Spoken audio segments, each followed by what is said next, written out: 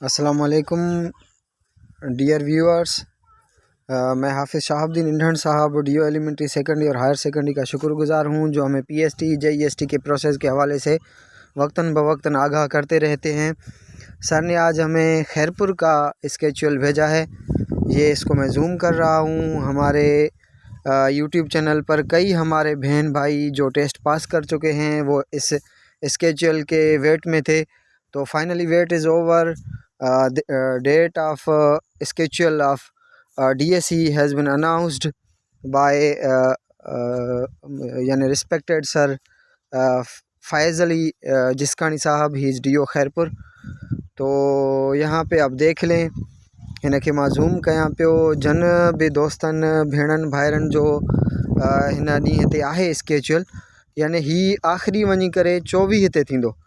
इन मां इहो थो लॻे त फेबरवरी जो महीनो इन्हनि जो पूरो सिलेक्शन कमेटी वेंदी इन्हनि दोस्तनि जी, ऐं फेबरवरी खे छॾे करे अप्रैल में यानी पीएसटी दोस्त आसिरो करेनि ऑफर आर्डर जो।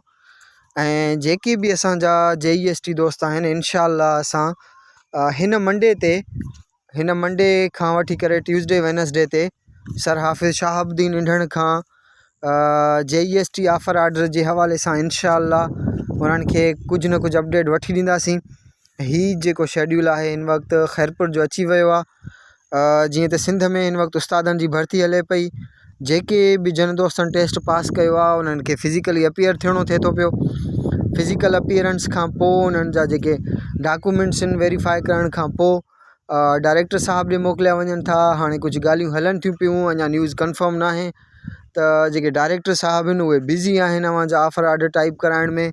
ऐं इंशाअल्लाह जेके बि जेईएसटी दोस्त आहिनि असांजा, उन्हनि खे कुझु ॾींहंनि अंदरि ऑफर आर्डर स्केचुअल अची वेंदो। ऐं हिन यूट्यूब चैनल जे ज़रिए असां तव्हांखे मैंशन कंदा हलूं पिया हिन जो जेको प्रोसेस आहे, तव्हांखे छा करिणो आहे अॻिते।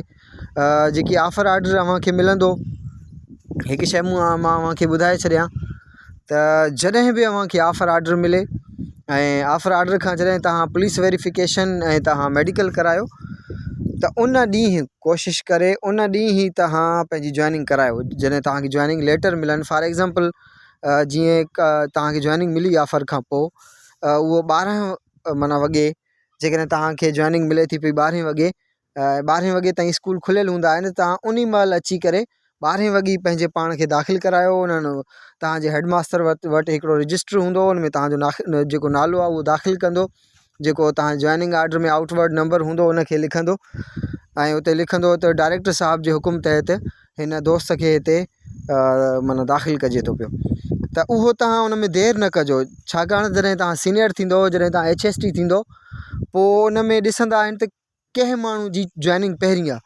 जेकॾहिं तव्हांजी जॉइनिंग हिकु ॾींहुं पहिरीं हूंदी कंहिं ॿिए दोस्त खां जेको थोरो लेज़ी हूंदो, ॿिए ॾींहं ते वञी करे जॉइनिंग कंदो, त जेकॾहिं HST थींदा त उहो पहिरीं थींदो जेको हिकु ॾींहुं सीनियर हूंदो। त इन करे तव्हां दोस्त जॾहिं तव्हांखे जॉइनिंग आर्डर मिले त स्कूल में तव्हां जेकॾहिं टाइम हुजे त जंहिं ॾींहुं तव्हांखे आर्डर मिलनि त उन ॾींहुं ई कोशिशि करे तव्हां पंहिंजी जॉइनिंग करायो।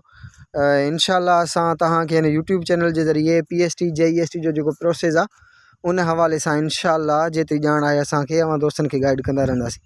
जेकॾहिं अव्हां सम्झो था हीउ यूट्यूब चैनल तव्हांखे कुझु इन्फॉर्मेशन थो मिले त काइंडली हिनखे सब्सक्राइब कयो, जीअं फ्यूचर में जेके बि असां जॉइनिंग हवाले सां, मेडिकल जे हवाले सां, पुलिस वेरिफिकेशन जे हवाले सां जेके असां मवाद हिते रखंदासीं, जीअं उहो अव्हांखे मिलंदो रहे। Thank U very much.